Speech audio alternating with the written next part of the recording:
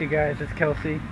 We're placing a AC box in the neighbor's Jeep Cherokee today. So I'll bring you along and show you how we get that done.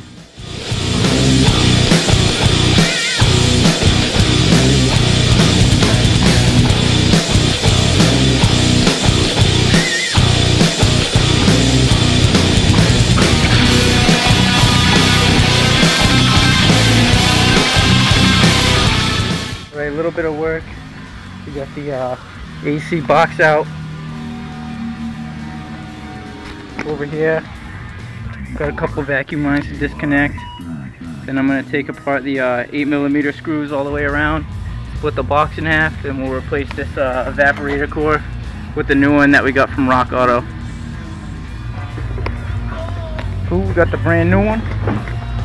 All ready to go in. Oh, yeah. Nothing else in there, huh? That was it? Cool. That's it. Right. Get that put in there. Goes in right like that. See.